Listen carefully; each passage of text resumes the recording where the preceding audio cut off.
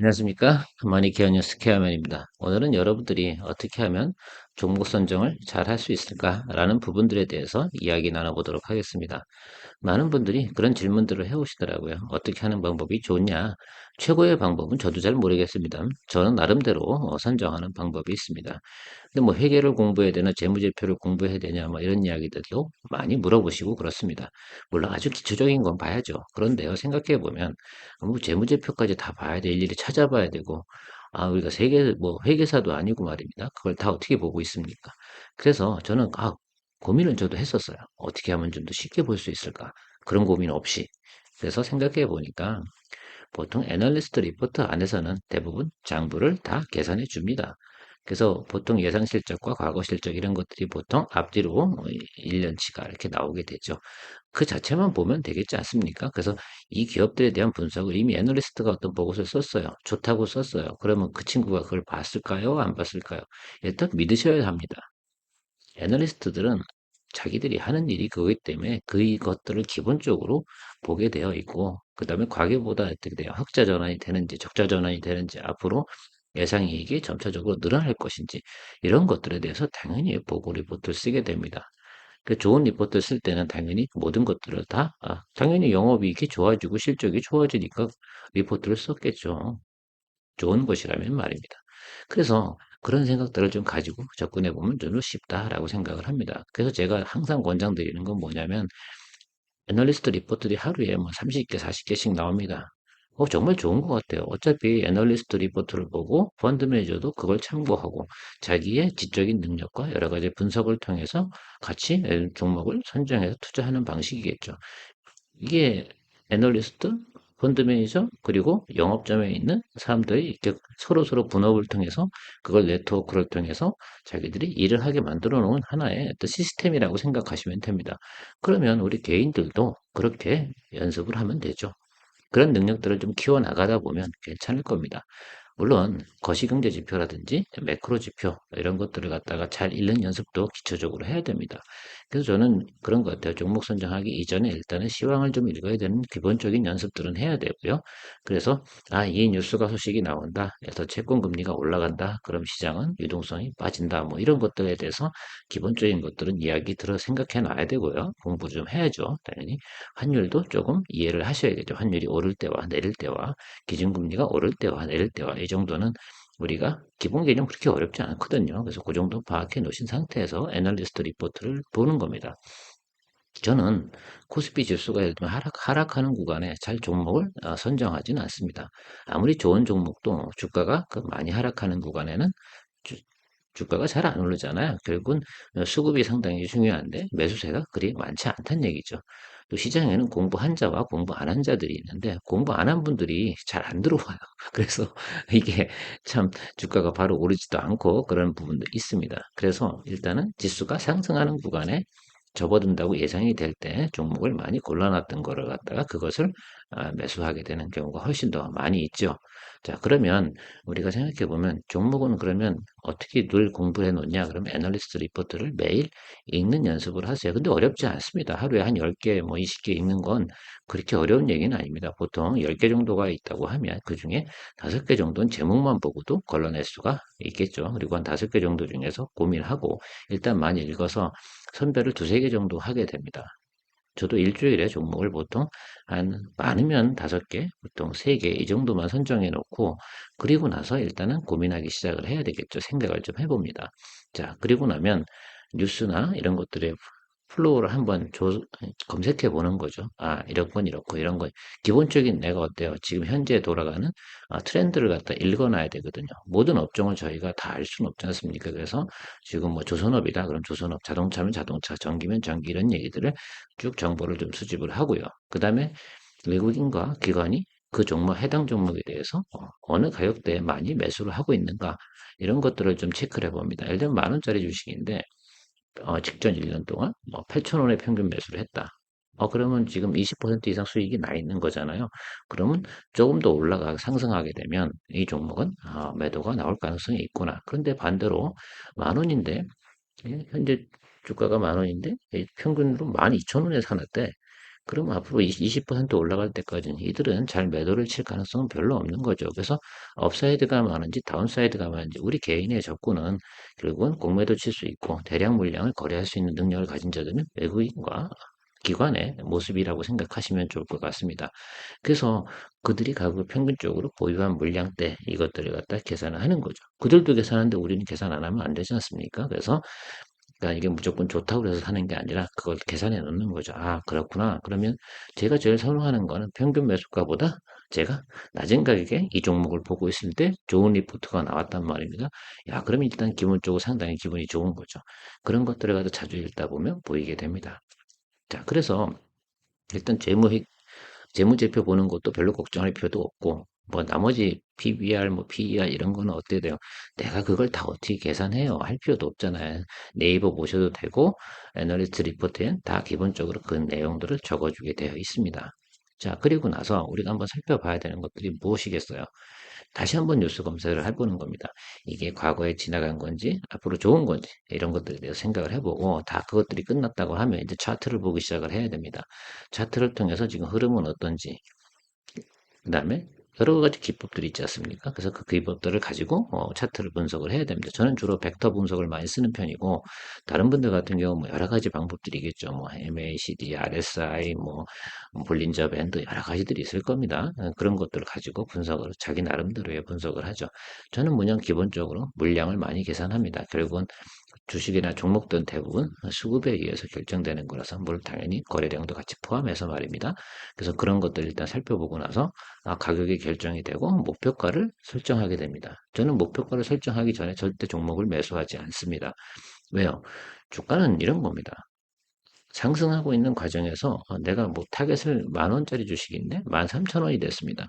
그럼 그때 무조건 룰대로 매도해야 돼요. 거기서 더 올라가는 걸 바란다고요? 근데 주가가 빠질 때는 어떻게 돼요? 올라가는 속도보다 2배, 3배가 더 훨씬 더 빠르거든요. 그래서 내가 원하는 가격에 할 수가 없습니다.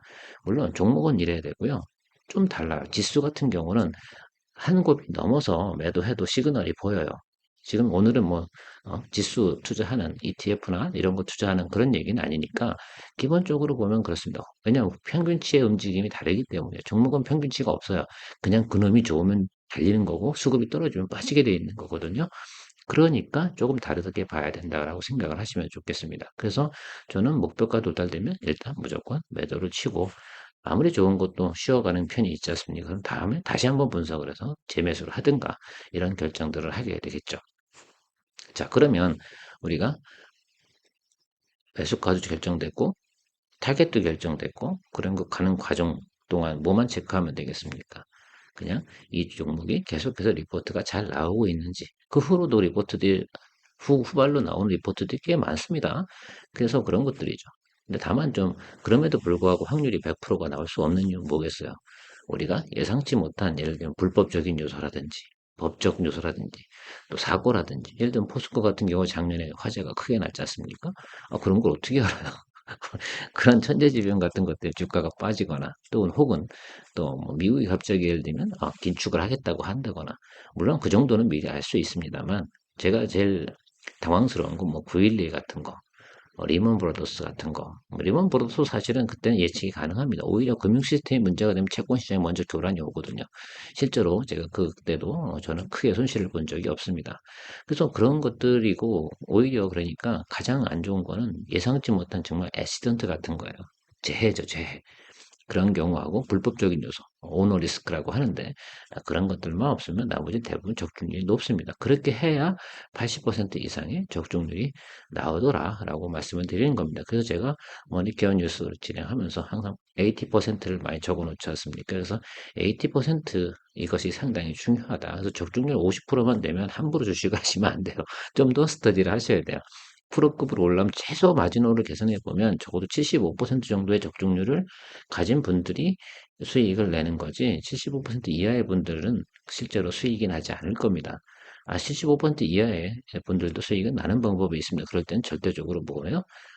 자기의 수익률을 정해놔야 되는 겁니다. 항상 뭐 해야 돼? 내가 먹는 수익률을 더 높이 가야 되는 거죠. 내가 실력이 10% 내는 종목들을 잘 고를 수 있어요. 그러면 10%를 내고 손절은 뭐 5% 정도의 손절을 하는 그런 방법들을 선택을 하셔야 되는 겁니다. 자기의 스펙이 크면 클수록 어때요? 예, 그 손절 라인도 좀 넓어지고 스펙이 좀 넓어지지 않습니까? 그래서 그게 좀 차이라고 생각을 하거든요. 저도 초창기에는 10% 하면은 보통 손절 라인이 마이너스 7 넘어가면 그냥 똔똔밖에 안 돼요. 비용이 나가다 보니까 주식은 살 때부터 마이너스잖아요. 그건 알고 계시죠? 그래서 그런 생각들을 좀 해야 되고 그래서 저 같은 경우 보통 15%의 손절 라인 10%이 정도 잡고 있거든요. 그 정도 해놓고 해야 보통 80%의 적중률을 가져가면 수익이 나머지 이익 난 거에서 절반 정도가 저의 수익으로 돌아오는 거죠. 그래서 그것들입니다. 보통 종목을 하게 되면 자기의 나름대로의 규모는 있겠지만 한 5종목에서 많으면 10종목 이렇게 가는 분들도 계신데 저는 개인적으로 7종목 넘어가면요 헷갈리고 제가 기억을 잘 못해요.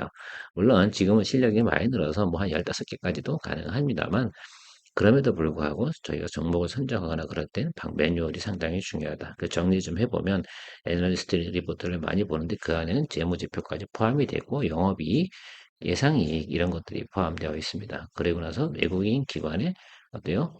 보유 가격과 보유 물량 이런 것들을 계산을 해놓고요. 또 내가 투자할 수 있는 기간을 좀 설정해 놓게 됩니다. 그 다음에 뉴스를 확인해야 되겠죠. 시장에 흐르는 패턴이라고 할까요? 아니면 뭐 트렌드라고 할까요? 그런 것들을 좀 읽어야겠죠. 그런 것들 좀 읽어놓아서 확인을 좀 해보고요. 그 다음에 정하는 게 다시 차트를 다시 봐야 됩니다. 그리고 나서 내가 이 범위와 이 범위니까 쉽게 말하면 매수 범위와 타겟 범위를 다시 한번 결정을 해놓고 나서 그리고 나면 이제 진행을 하게 되는 거죠. 그래야지 실수가 정말 줄어들어요. 저는 어떤 경우는 이거 내일 매수해야지라고 하다가 이렇게 하다가 분석을 하다가 이건 아니네 내가 잘못 봤네 라고 해서 포기하는 경우가 있습니다. 실제로 어저께도 두 종목을 골랐는데 이거 내일 다시 한번 분석해 봐야지 라고 했는데 오늘 한 종목은 결국 포기했어요.